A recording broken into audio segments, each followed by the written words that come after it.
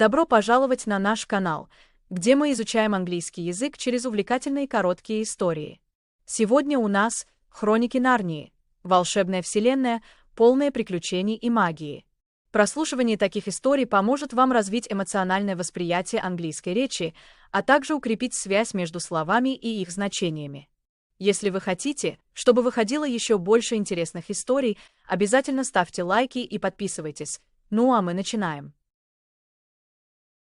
One day, for children, Peter, Susan, Edmund, and Lucy went to live in the countryside. They stayed in a big old house owned by a professor. The house was full of rooms to explore. One rainy day, Lucy found a large wardrobe in one of the rooms. She opened it and stepped inside. To her surprise, Lucy walked into a snowy forest. She had entered a magical land called Narnia. As she walked, she met a faun named Mr. Tumnus. He was very kind and invited her to his house for tea. "This is Narnia," Mr. Tumnus said. "It is always winter here, but never Christmas. The White Witch made it this way."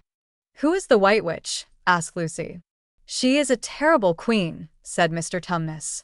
"She rules Narnia with magic. But one day, Aslan will come, and everything will change." Lucy went back through the wardrobe and told her brothers and sister about Narnia, but they didn't believe her. Later, Edmund found the wardrobe and entered Narnia too. There, he met the White Witch. She looked beautiful, but had cold eyes. "Hello, boy," said the witch. "What is your name?" "Edmund," he replied nervously.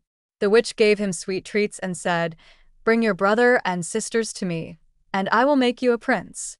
Edmund agreed. When all four children went into the wardrobe together, they found Narnia again. Lucy showed them Mr. Tumnus's house, but it was broken and empty. A note said he was taken by the witch. The children felt sad. Then they met Mr. and Mrs. Beaver. The Beavers told them, "You must go to Aslan. He is a great lion, and he can defeat the witch." "Where is he?" asked Peter. "He is at the stone table." "Follow us," said Mrs. Beaver. Edmund secretly ran away to the White Witch. She was angry that he came alone. "Where are your siblings?" she demanded. Edmund was scared, but he could not answer. She locked him in her castle. The other children and the beavers went to the stone table to find Aslan. He was a majestic lion. "Welcome, children," he said kindly. "We must prepare for a battle with the witch." Aslan made a plan to rescue Edmund. He sent his soldiers to the witch's castle, and they brought Edmund back safely. Peter, Susan, Lucy, and Edmund all felt happy to be together again. But the witch came to Aslan.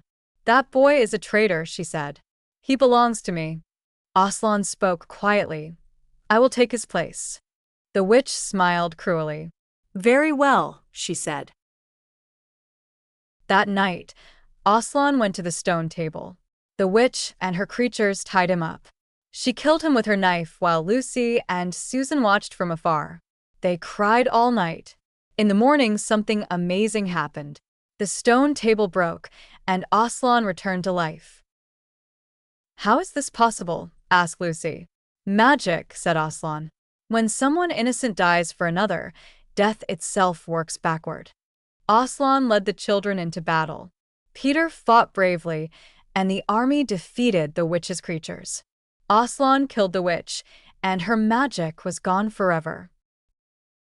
The children became kings and queens of Narnia. They ruled with kindness and wisdom.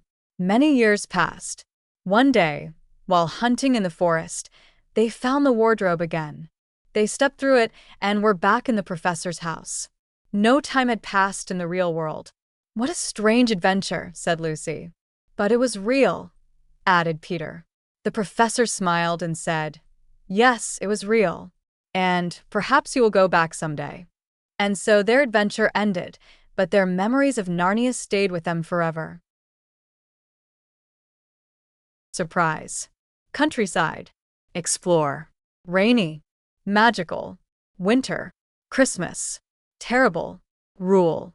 believe, treat, prince, broken, empty, great, defeat, follow, angry, sibling, scared, plan, rescue, traitor, quietly, mock, innocent, statue, powerful, bravely.